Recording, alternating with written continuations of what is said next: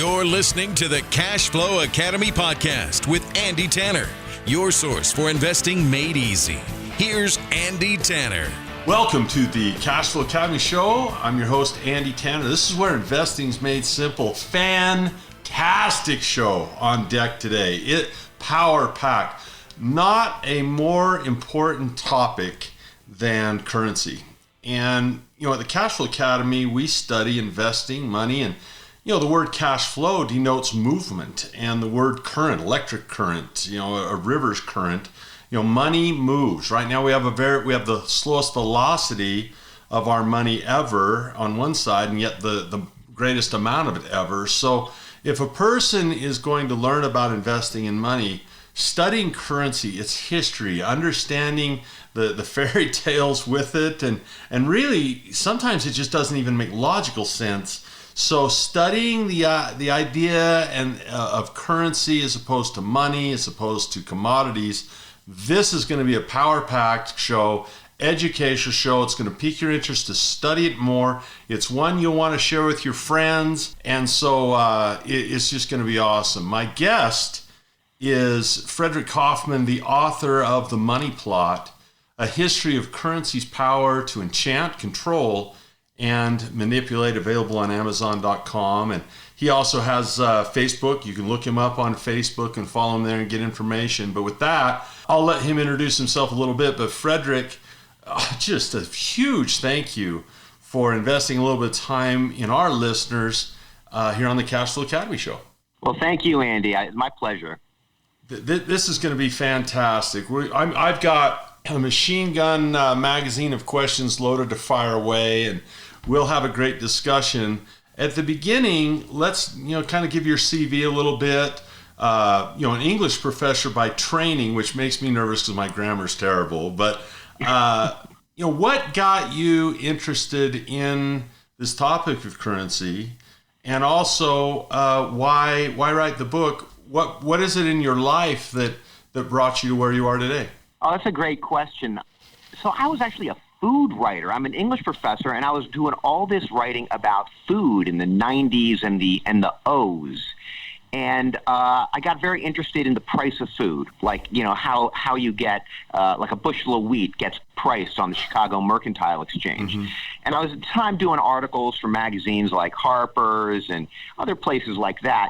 And I spent about a year and a half studying the futures exchange for wheat, really all over the country. There are a number of different wheat exchanges in Kansas City, and I discovered what a future was, and I discovered that you're paying money for stuff that doesn't exist, that you're betting on stuff, buying vaporware, and selling stuff. I'm sorry, yeah, exactly. And it's completely imaginary, and I was kind of, it was so deep. I was so blown away by this idea that, for instance, I could go to a grain exchange and just sell 10,000 bushels of wheat that I didn't have, and then the next week buy them at a lower cost after the futures contract had changed and make money doing that. And I was like, where did that money come from? And what is that money? And what is that wheat?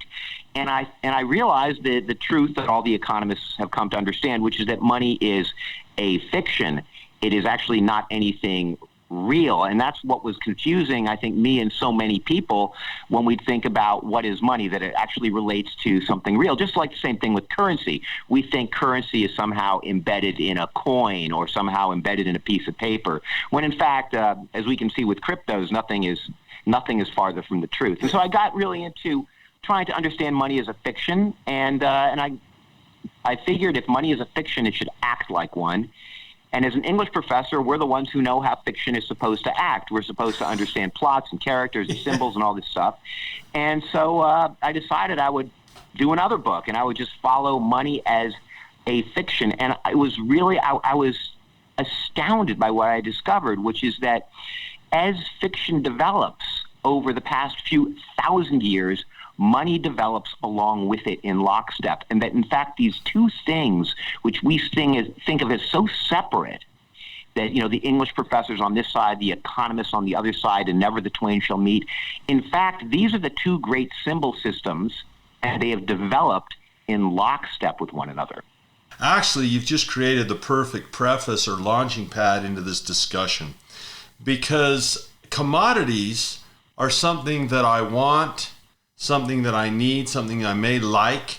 And, back in the days, you can visualize, if we oversimplified it, you've got a hog farm, I've got a chicken ranch. I come to breakfast with eggs, you come with a couple of strips of bacon, and you know what? Tell you what, we can make a swap or a trade, and we can have breakfast together. And commodities are the stuff we actually use, and we eat them, and there's fish, and we have lumber for housing. It's useful stuff. I don't need a tally stick. I don't need some seashells, and I'm not sure that, I guess gold makes a nice watch and a ring, and maybe even some computer components, a little bit as commodity, but in reality, I loved what you said, that you used the term lockstep. And it seems throughout, as at least far back as recorded history, that we've got to figure out a way to create an imaginary thing that in theory was to represent a real thing, fiction trying to represent reality. Well, the reason I tune in... Andy, I got to interrupt you. Andy. I'm sorry. It's going to ruin the podcast. No, don't ruin it. But you got it backwards. And this is the great misconception of so many people out there. And this is the great misconception that comes from maybe the greatest thinker of all time about money, Adam Smith, who writes this great book in 1776 called The Wealth of Nations, right? Yeah. And in it, he actually tells his own fiction. I mean, speaking of money plots and stories you make up, he made up a story. And the story is the exact one you just told me, which is that you bring your sardines and I bring my tennis shoes. Yeah, and and barter, and that he had this idea that money came from barter. And this really held sway. It made sense in 18th century England, and the idea has held sway for a long time. Right around the turn from the 19th to 20th century, in the beginning of the 20th century, when all these anthropologists and ethnologists said, oh, that's cool, we got to go find barter economies, and no such thing exists anywhere on Earth. And it is clear, it is completely been rejected as a hypothesis, and that in fact there was a lot of money before there were markets, that money predates markets. Before there's barter and exchange like this, there are these other kinds of things, and they're symbols. And what are they symbols for?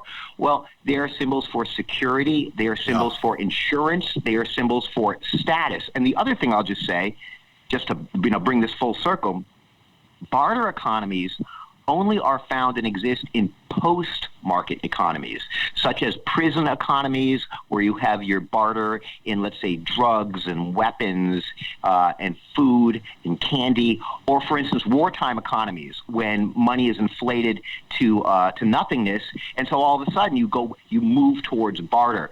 And it's so interesting you're talking about the future, because in many ways what we're seeing now with this birth of the crypto and the birth of artisanal economies and local economies, you can see people, there's a desire for it. There's a desire for money to actually bring us together as a community in a form of barter-like, and really important. Really, that's a dream of the future, and it's not really a historical reality. That's a huge point that I'm glad you actually brought that up, because the idea of barter is something that's like, if you're a gold bug, you're really into that. It's got to represent something, whatever.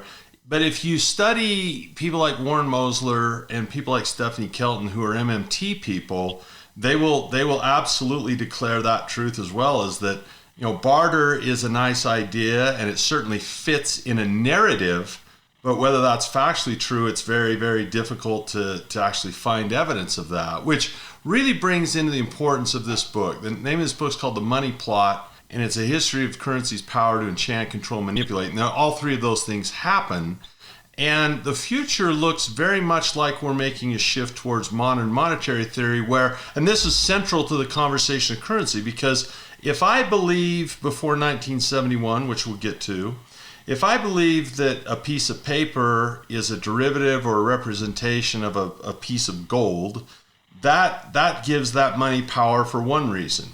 But if I say, no, the reason there's the demand for this paper is because we're going to require it from you at the end of the year in forms of taxes, or you go to prison. What money is really changes, and what type of world you live in really changes, and who you look to as the authority of money really changes. And so this is important for every person, because money affects everybody, to learn about the very concept of currency. Yes? I mean, do you see a shift towards MMT? I certainly do. Well, I think that's right, and I think we could even go further, and we could say if we want to get big here, if we want to go big, we could say that the entire history of money is one from embodiment to disembodiment. In other words, what we're starting really early on is this idea of, let's say, the bead, and the bead or a jar or a feather. These are the kinds of amulets that are imbued with some sort of magical idea that they will protect us going forward into the future, right? And if you follow money, if you follow, these primitive currencies, the big shift, one of the big shifts occurs in about the 5th century BC, and that is, of course, the entrance of precious metal currency in ancient Greece. And it's so interesting that this happens at a very particularly fraught moment in the history of storytelling also. Again, these things work strangely in lockstep. What happens in ancient Greece in the middle of 4th, 5th century BC is the birth of tragedy. And that somehow, in some way, the birth of coinage and the birth of tragedy are linked together. And I spend a lot of time in the book talking about the similarities between these. I mean, there's nothing more tragic than coinage, if you really think about it. A gold coin, it's stamped with your name on it. You're the king. You're the most powerful. And then, of course, some guy from Asia comes in, knocks the hell out of you and your troops, melts all your stuff, and stamps stamps themselves on the same freaking coin. It's kind of sad, and that really is the history of coinage. And so there's a chapter in my book. It's called "Money Wants to Be Free."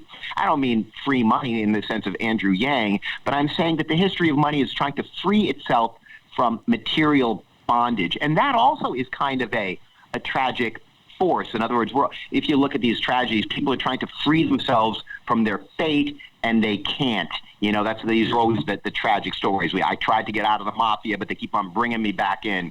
That's gold for you. This is such a broad topic. There's so many things to cover. I said I had my magazine loaded with questions to hit. Let's talk a little bit about this. Central to the discussion of currency is movement. And right now, if you were to let's look at, this is very important. If we were to plot a graph of money supply, it's at an all-time high, at least in the U.S. If we were to plot a graph of the velocity of money, it's at an all-time low, dated back, clear back pre-60s. It's the lowest I've ever seen it. If you were to plot a consumer price index in relation to those, by itself it's going to go up, but in relation to the money supply, it's going to be fairly consistent and flat. So a person looks at the CPI, the consumer prices. You mentioned this was interesting to you in terms of futures.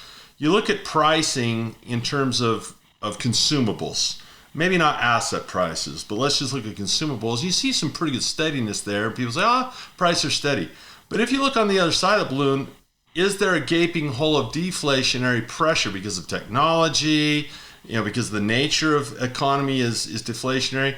And then on the other side, you have the Federal Reserve trying to maintain those prices. Everyone's worried about hyperinflation or inflation, but I think that there's a real case to be made that there's massive deflationary pressure that has required the Fed to print so much money to actually keep prices where they are, not keeping prices lower, but actually keeping prices as high as they are. Regardless of whether I'm right or wrong, because I could be either. I'm not an expert on this. I'm a student 100%. Talk about the inflationary pressures of printing money, the deflationary pressures of technology, employment, COVID, certainly deflationary, and the velocity of money as a currency. Why should people read your book and study those two ideas as related to currency? That's kind of a big, long 5-minute question, but it's big. That's a lot. That's a lot there. But I think one of the things that's really interesting about what you just said, and I kind of am following you here. I'm kind of feeling what you're saying, which is that if you think about where is the action right now in markets, we're seeing that the quants, the quantitative finance guys, have been getting killed.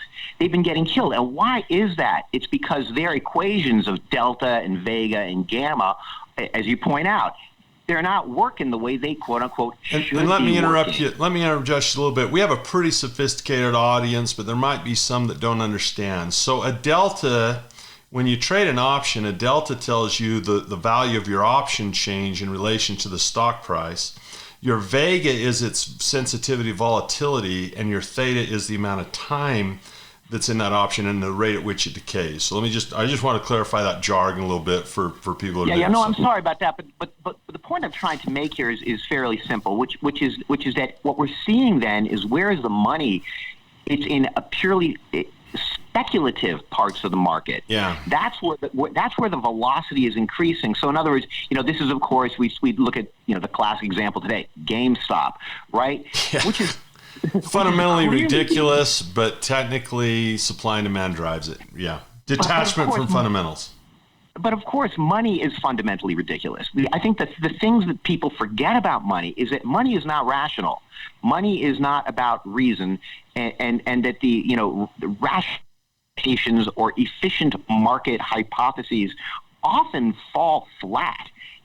Because money is a measure of emotion and not just fear and greed. And so I spend a lot of time in the book talking about how money reflects emotion.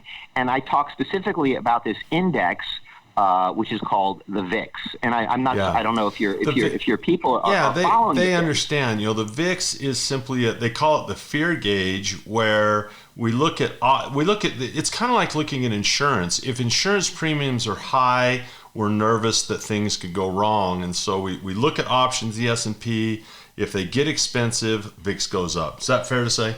That's absolutely right. And so what we're looking at, for instance, there were days during the extreme volatility of the pandemic panic, which was like last spring, where on certain days the VIX would actually be up 100%. In other words, this is a measure; it's an index, which is a measure of fear. It's like the fear index. And so I think you're right. I think on a certain level, the velocity of money, I mean, your numbers are showing something very opposite to where we can't even call it growth. It's right. That speculation is really just a fancy word for gambling. Yeah. And people, I think, often overlook the essential nature of gambling in the history of money. That really that when we look at the very primitive money, the actions of people dealing with sticks and bones and stones, feathers. Often the primitive money is really much more similar to a gambling chip or a pair of dice.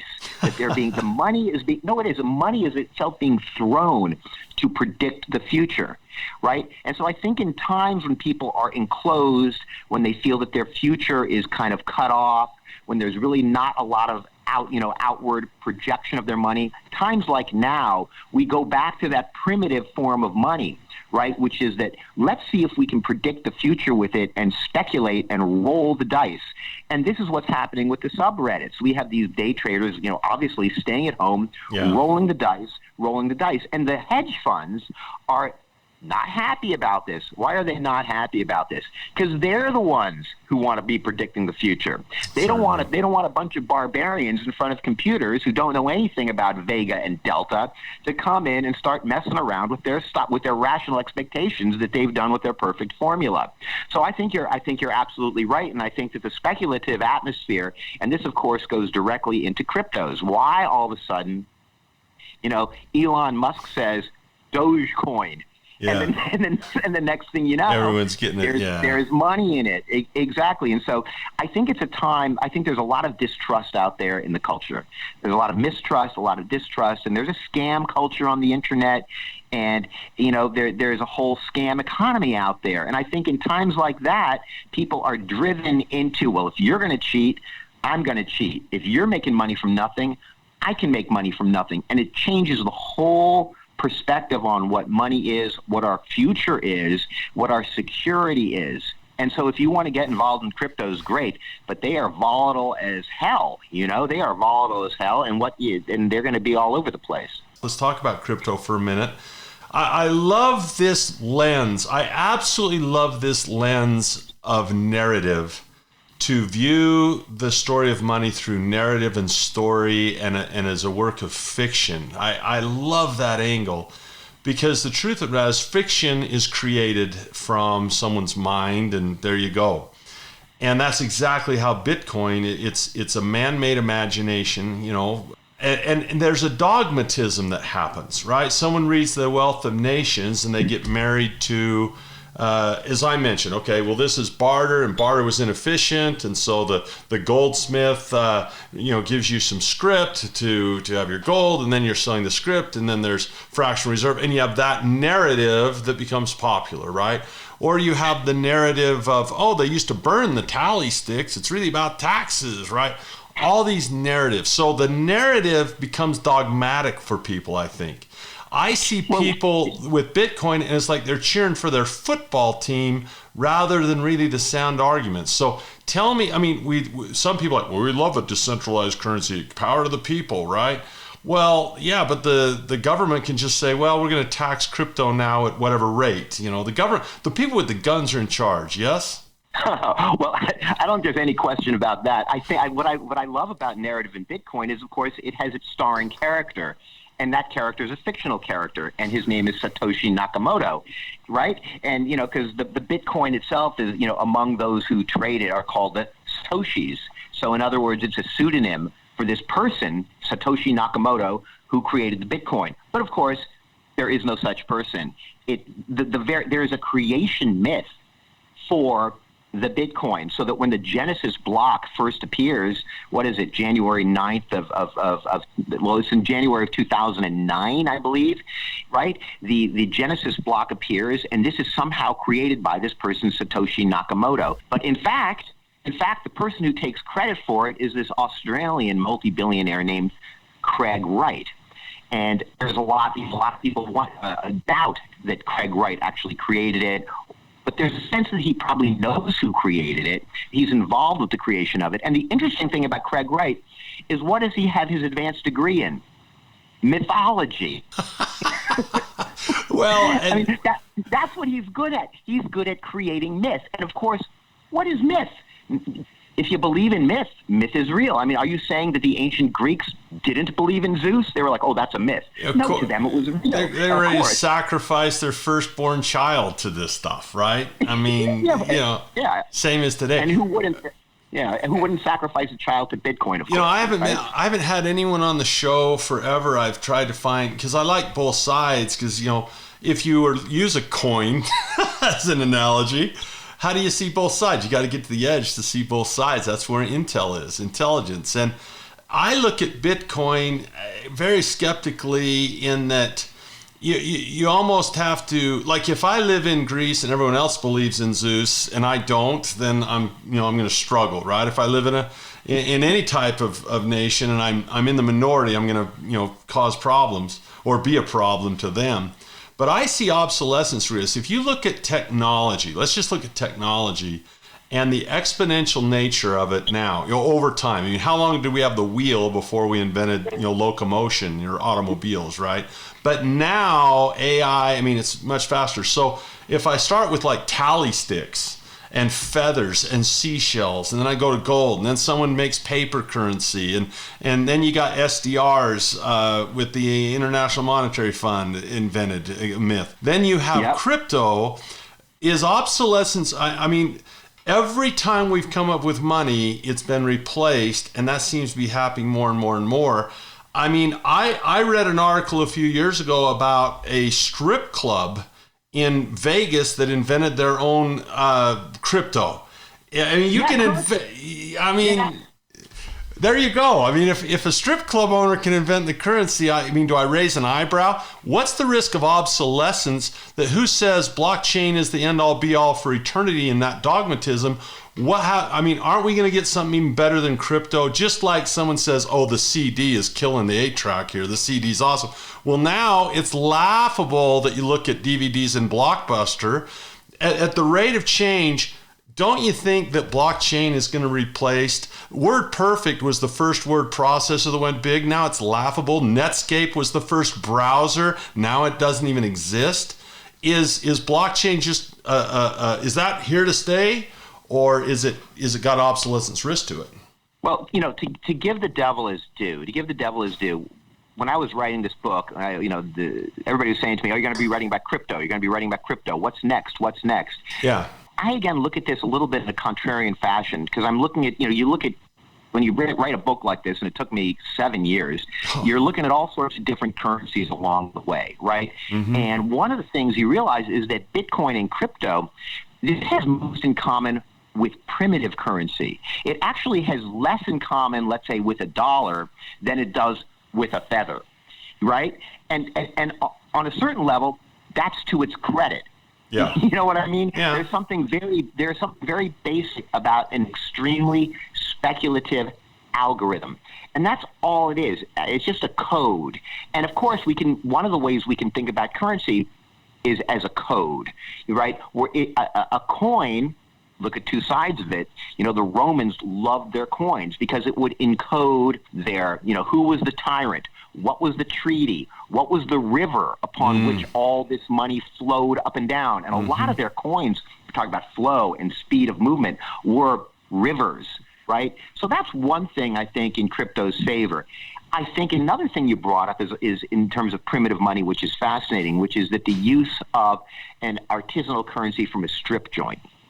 Yeah. So now this right. We laugh. It's kind of funny. Hey, she tattoos the barcode on her shoulder, and boom, you're just pull out your cell phone and you got another dance, right? I mean, that's frightening. But listen.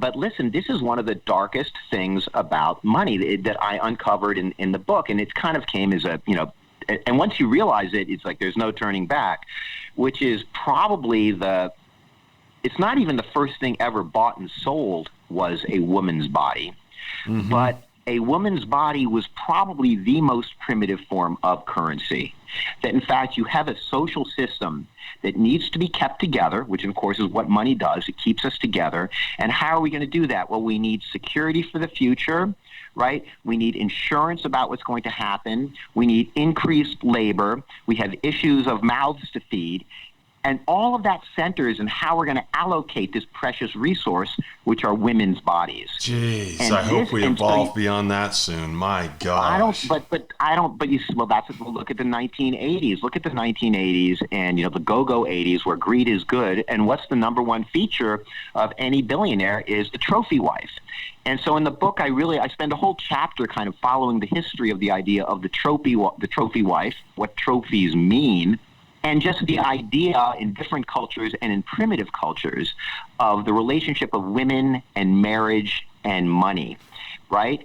And this also goes very, very deep into kind of the dark side of speculation and insurance. The darkest and security. And of course, not only are women bought and sold, but of course, slave bodies are bought and sold.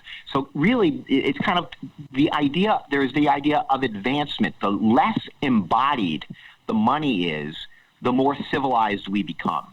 And so on that level too, we have a crypto, which is arguably maybe the least embodied money we've come up with recently.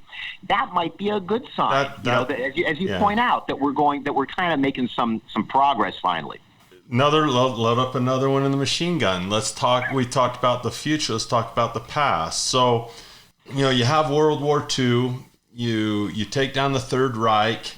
You look at the rise of the Third Reich and the Weimar Republic, and how much the hyperinflation of the Deutschmark had to do with the rise of that. And when money's bad and things are, the cry of hope and change and make the country great or better or whatever side of the aisle you want to go, the cry is always get better. So when your currency collapses, it can really put people in a vulnerable situation. So we have World War II and boom, it's this huge industrial complex that's built in the U.S.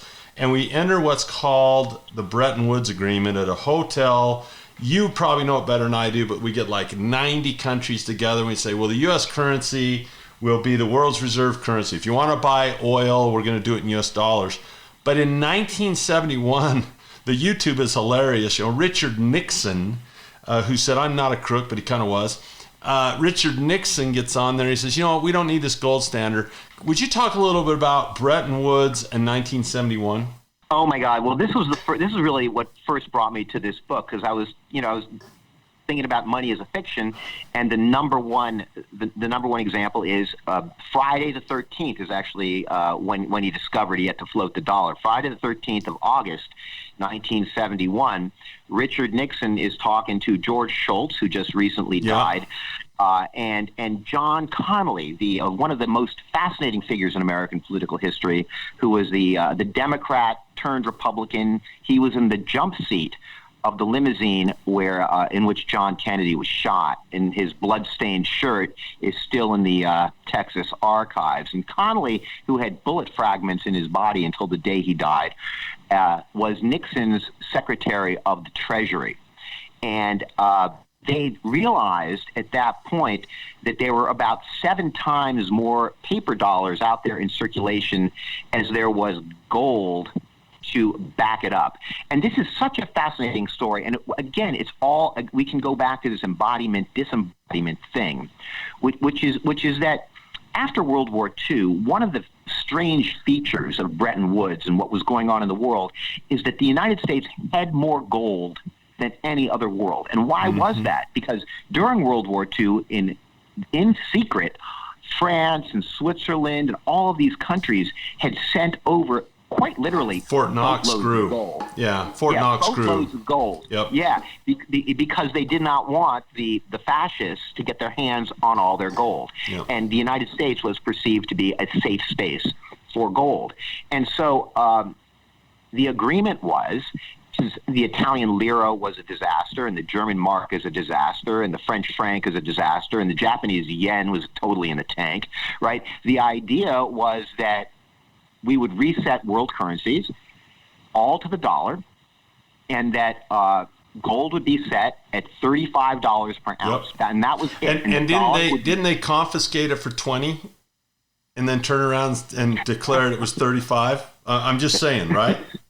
Well, I don't know about. I don't know about that story. I don't know about. I actually don't know about that story. But I would not doubt. I would not doubt. And that of course is an age old trick with money.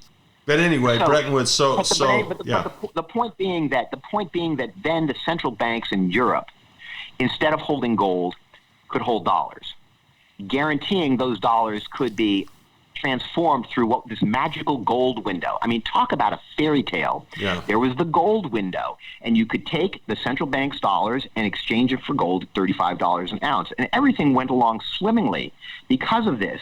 But of course, we know that was all itself an illusion, as it wasn't really true. And you have a constraint in theory, I should say a theoretical constraint, that, if you tie it to gold has a limited supply, it's hard to get, it's scarce, you got to mine it. And if you want power and, ability to manipulate, when you unhinge it from that, it just gives you a lot more freedom. I mean, gold is a drag on currency supply if you set that gold in is stone. a terrible drag. Gold is a terrible drag. And if you really, you started the story you started the story with the hyperinflation in the 20s in Germany. That's often where people start. A the story, that's the middle of the story. The story starts actually in like the 1870s with a very obscure war that people don't really think about too much today, the Franco-Prussian War. And this is when France and Germany are fighting. Even before World War II, they're fighting.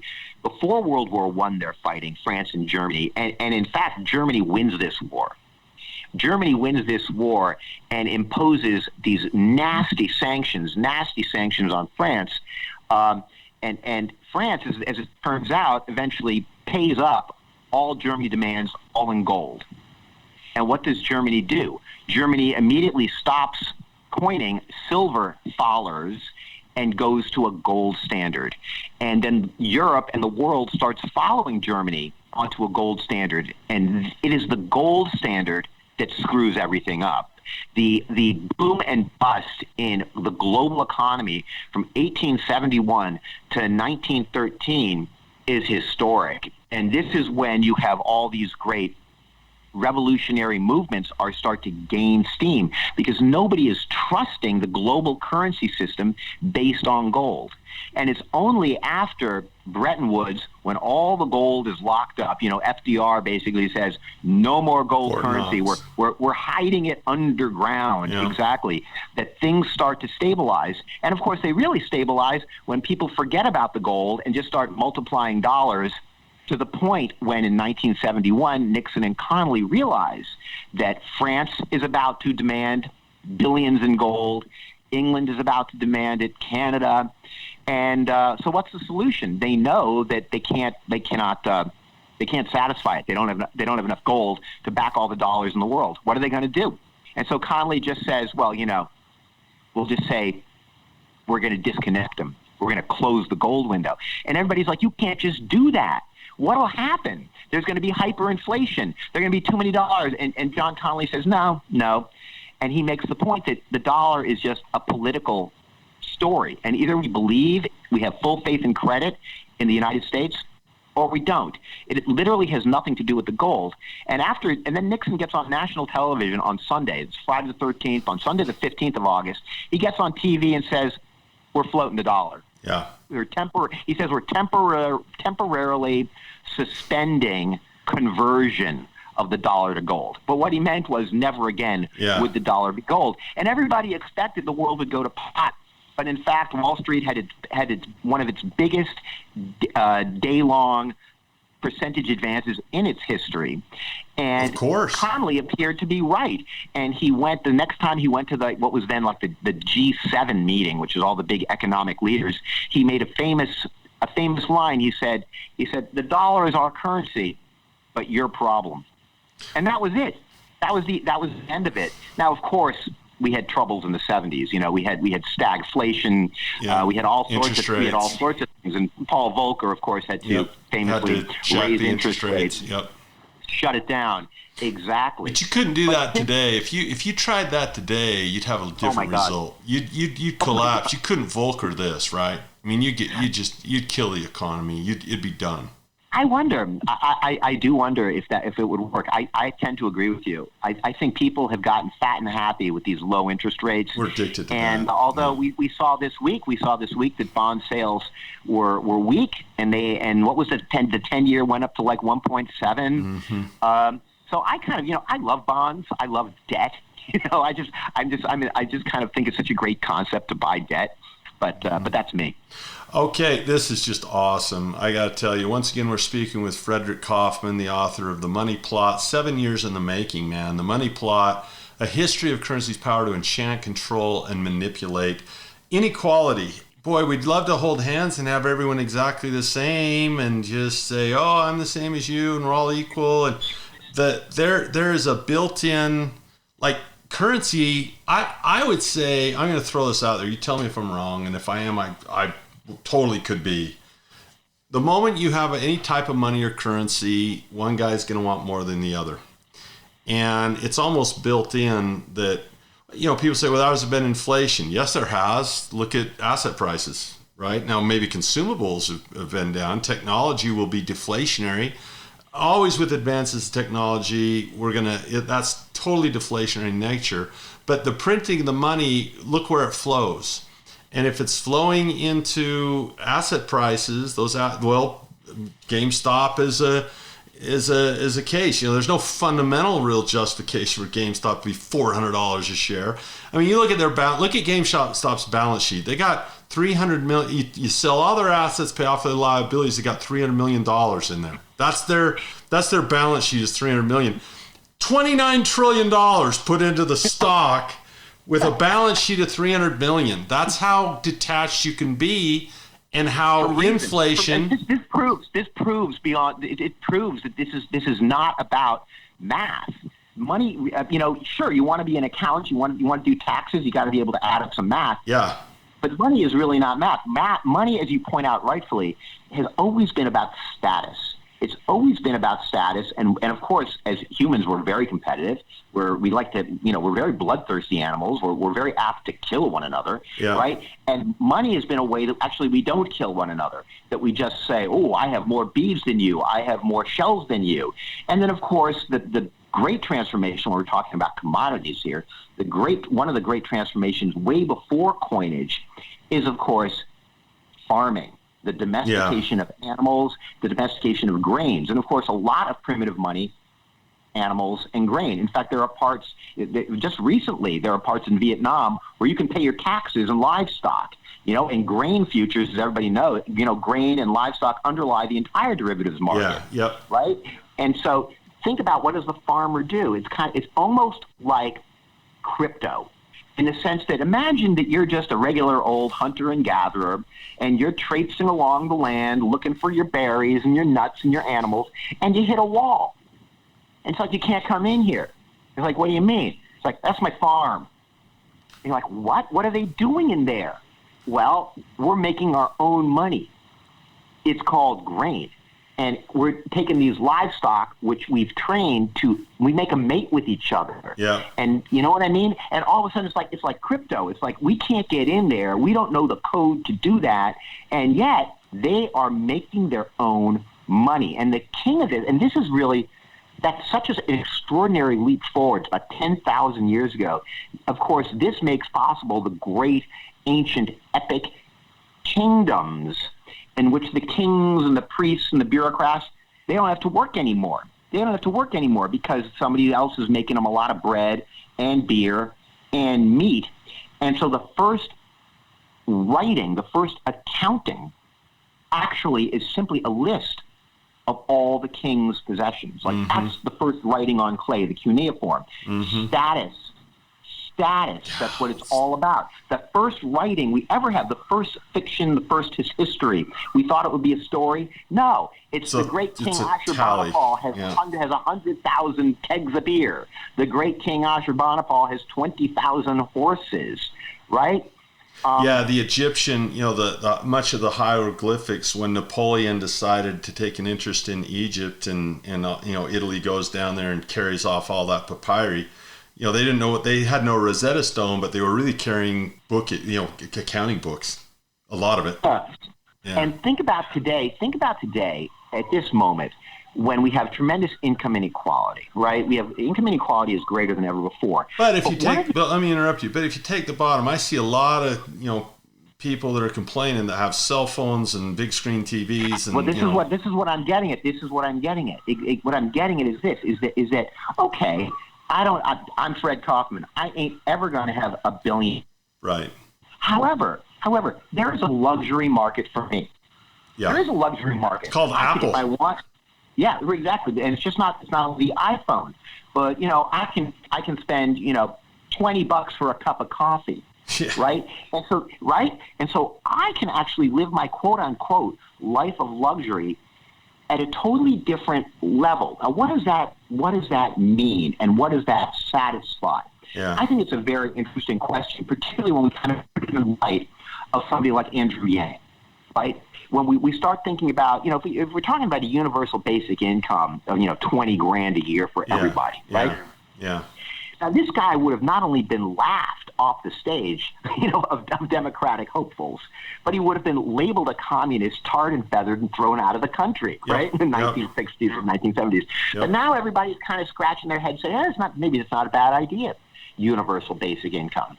And I think that that's kind of, if we can have $20 cups of coffee as our status symbol as opposed to a Lear jet, if we can be satisfied with that $15 slice of pizza, and now you're living large, right? I think that's not going to happen, though, right?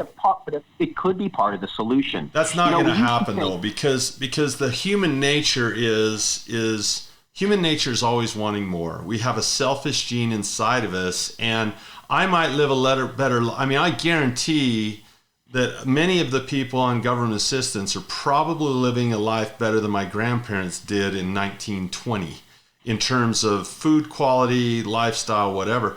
But as long as Jeff Bezos is doing better than me, that envy, I want to be like Bezos. I want to raise myself like Bezos. No, you see, I think that people are kind of like with Bezos. I think they're kind of like, I got to let go of that one. You know what I mean? I'm gonna have to let go of that one. Otherwise, it's going to drive me crazy. And even think about our aspirational. Now we're getting into a larger topic for here. sure. Think about aspirational advertising.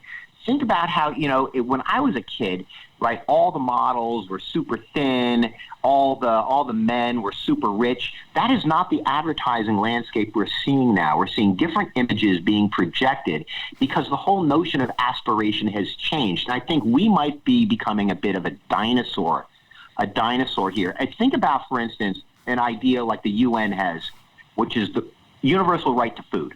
Okay. Mm-hmm. Now, that doesn't mean everybody gets steak, but it means that children have a right not to starve, right? Not to literally starve in the street. And I'm behind that. Just like I believe in a universal right to education. That's a UN thing. That's a big commie idea. Everybody gets an education. I'm all for it. And I'm all for a universal right to food too. And maybe there is something, maybe it's coming that there will be a universal basic income, and maybe that too in its own way will be a positive step. And there will always be the day traders. There will always be the crypto speculative heads, and there will always be the Jeff Bezoses. But money itself, I think, is becoming more and more granular, more and more horizontal out, and more and highly differentiated as we move forward. There's going to be a huge debate on UBI because the idea, the profit motive, but also, there's a lot of biblical stuff. By the sweat of thy brow you'll earn your bread, and that type of stuff. Oh, it's the hugest political. Yes, it's the hugest political issue, and I think what people always forget about it is who are the people who depend most on government assistance, and those are the bankers. Those are the ones who are really. If you own real estate, you want people to pay your rent. If you own real estate, and if a guy has a universal basic income and it pays your bills, and you've got 30 houses, you got a funnel now, right, where rent comes in. So there's and certainly, if you have a lot of real estate and the government is offering you 3 times the rate to house homeless, mentally disturbed people. How is that? Take that too. And how does that solve income inequality, right? So, okay, so here's where your book, I think, is the most fascinating, and I'm going to repeat this. I don't want to break the record, but here's the deal. It's a lens of narrative, and narratives grant power. Every religious organization has a narrative. If you think about this, you have the story of Islam, the story of Judaism, the story of Christianity. It's a narrative, and the power of narrative politically, right? Whether you're Abraham Lincoln or whoever you are, there's narratives to this. So here's what's crazy. Let's say that money is a myth on one side. Well, Stephanie Kelton writes the deficit myth, and if money is a myth, so's the deficit.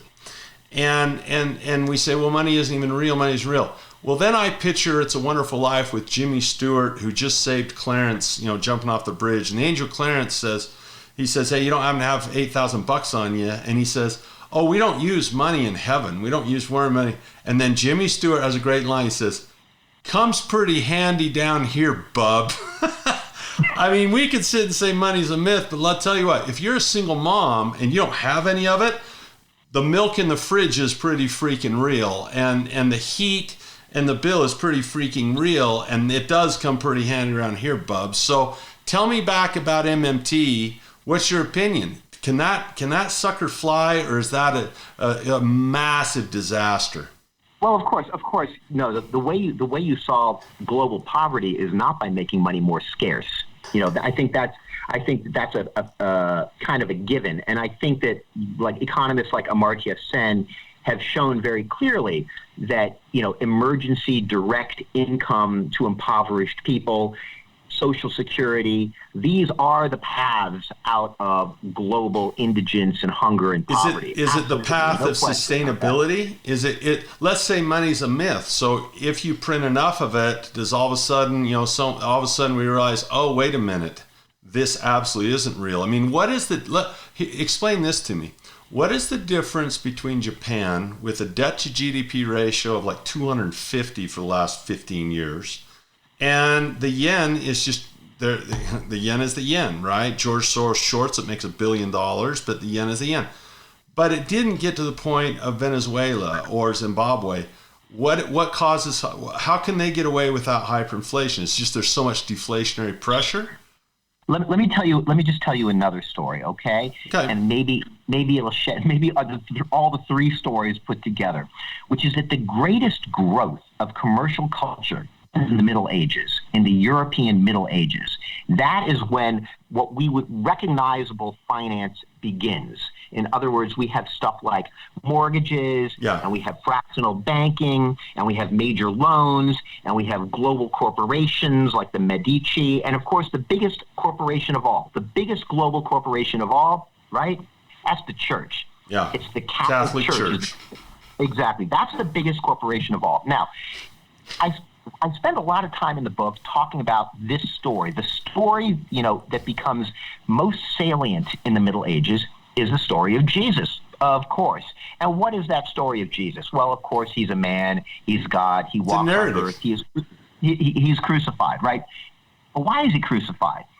It's like, think about it in terms of money. He's going to come back later and redeem us all. Mm-hmm. So it's kind of like a down payment, his body. And at the end of days, at that apocalyptic moment, everybody is dead. It's kind of what you say. When it comes down to it, somebody's got to pay, right? That's what happens on the apocalypse and on that day of redemption. And that is the model for modern finance. The model for modern finance is you don't count time going from the present to the future. You count time going from the end of days back to the present. Think about how a mortgage is calculated. Yeah, it's amortized. You get paid at the end of the hour. Loans are figured. Interest is always figured from the end coming back. And so it's actually all of our money theory and the way we think about money in a modern way is a form of, we're thinking of money through its moment of redemption. Think about mark to market. It's the term, we started the discussion with your interest in the term future, which is a time reference. Exactly, or as I say, mark to market. That's what accountants do. They don't necessarily value something at what it is, but what it could be sold for when we decide we're going to redeem the precious prize. See, this is the same thing. I have an issue with 401ks for that reason, because someone gets their statement and says, I've got $500,000 in my 401k. I'm like, no, you don't. Right now, if you liquidated it and sold all that stuff, it would be worth. Right. But it's not money in there. You don't have any money in your 401k. You have an inventory of other derivatives that can be changed in price. Right? There's no money in the 401k. That way of thinking, you see, that way of thinking of, my 401k, my IRA, that way of backwards thinking is the key to financial velocity, speed, security. And that is what makes this tremendous growth. And the money supply itself grows way beyond the supply of gold at that point in the Middle Ages. And we do see, they don't really understand how to control the money supply. There's no real centralized banking at that point. And so there is a lot of boom and bust, specifically in the great banking families, which go up and down, the banking families of Florence and in Venice and this sort of thing. But what we see is that the more money we have and the more imaginary money out there, the greater good it does for the economy. And at the same time, there are those people who doubt it, who are against it, who are concerned that the whole thing's going to collapse. And you're right. Half the time they're right. Half the time they're absolutely right. And so how can you tell the difference, And I think that's what economists spend a great deal of their time doing, is trying to figure out what is the difference between Zimbabwe and Japan. Last thing we're going to talk about, you've been so gracious with your time. Frederick Kaufman is our guest, the author of The Money Plot. A history of currencies' power to enchant, control, manipulate. When there are mistakes made by a political leader or a guy like, let's say we look back at Alan Greenspan and say, talk about the guy who killed capitalism. Bailouts of banks are a communist idea. Well, and you think about that. They're too big to fail. It would hurt the community if we let them fail. Maybe history treats Bernanke as the guy who saved us from the recession. We don't know. But the thing about your book that is interesting in the title to me is that when someone makes a mistake, often it's either A, they were ignorant, or B, they were freaking sinister. You know, there's people that die because of an accident of ignorance. There's people who are murdered. And it's interesting that you call this the money plot. And that denotes a sinister tone. You're an English major. You're going to choose your words carefully. So here's what I'm going to go out and say is if this system is set up for failure and has big flaws, maybe we're just too stupid to figure out and we're ignorant, or we're designing this on purpose to keep the majority of the people uneducated and ignorant.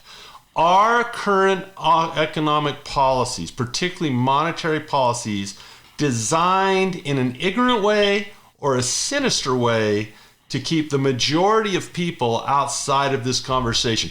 Do they like people reading your book? Do they like people listening to this podcast and learning about money? Is there a conspiracy here, or is it's just the world and it's just ignorance? What say you? Money is always, let's just put it this way. The dream of Wall Street is to know the end of the story, to get to the plot, to know the end of the story before it ends. Yep. Right? Forward thinking. And that's what exactly. Forward thinking, but always to know, the plot. How is it going to end? And so in other words, instead, what they always say is for every buyer, there's a seller. That is one of the great misapprehensions that you're talking about, the wall between what the bankers know, what we know, right? Because in fact, all the business of Wall Street is always, we're the casino. We've got the odds on our side. The dream is heads I win, tails you lose. Robin Hood is the winner in GameStop, right? That's exactly what I'm getting to. So what is the solution?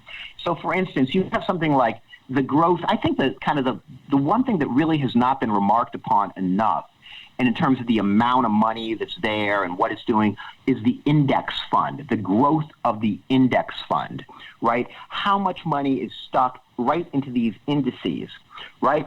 Mm-hmm. And what we're looking at in the index fund is the people who run them are the ones who are running the casino, basically.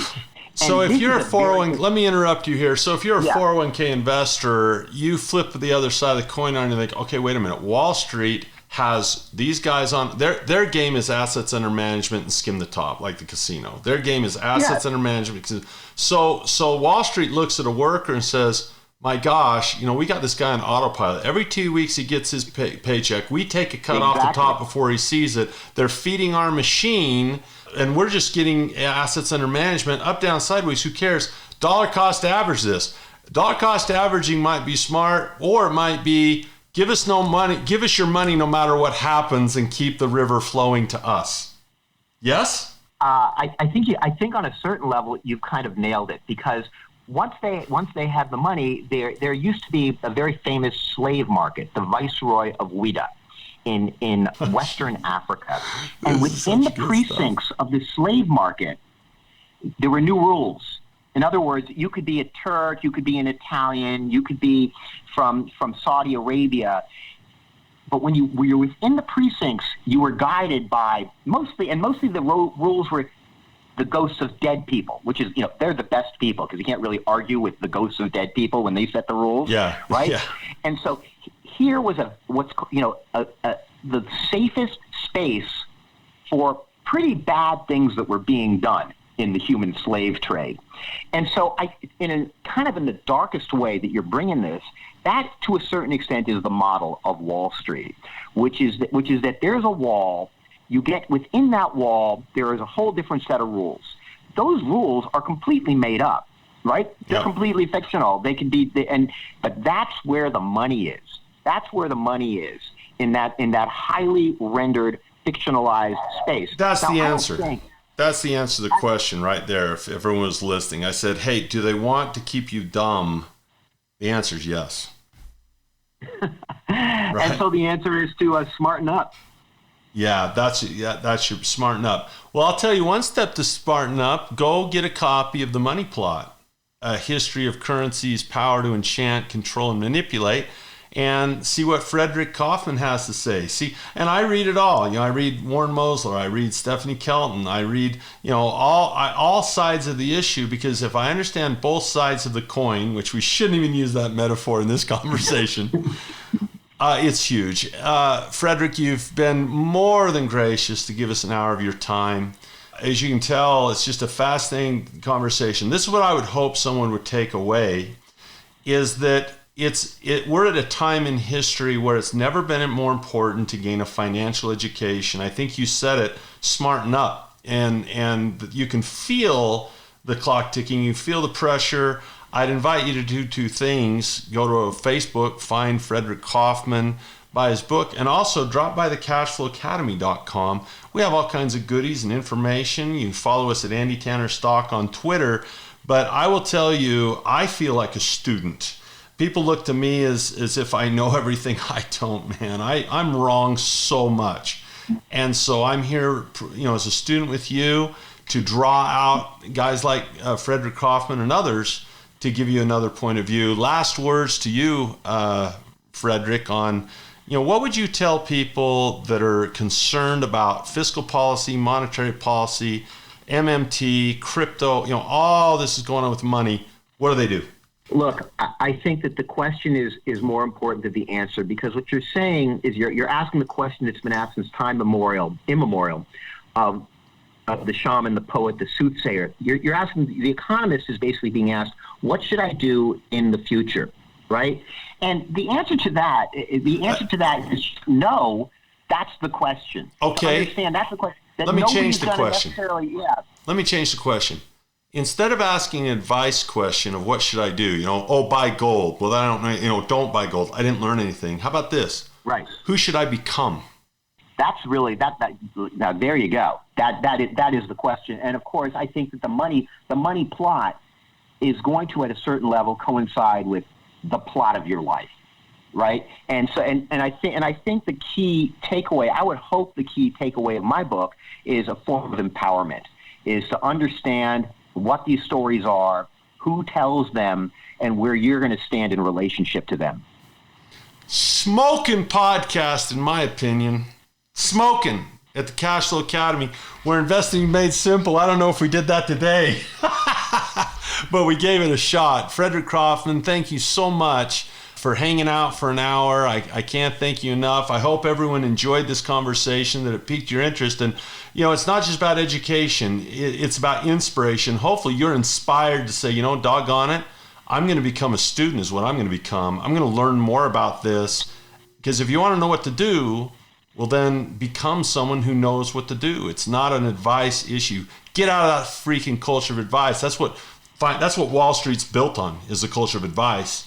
Authors, educators, we have a culture of education. Thanks so much, Frederick. Thank you. We'll see you. You've been listening to the Cashflow Academy podcast. I'm your host, Andy Tanner, where investing is made simple. See you next week. You've been listening to the Cashflow Academy podcast with Andy Tanner. For more information on investing made easy, go to thecashflowacademy.com.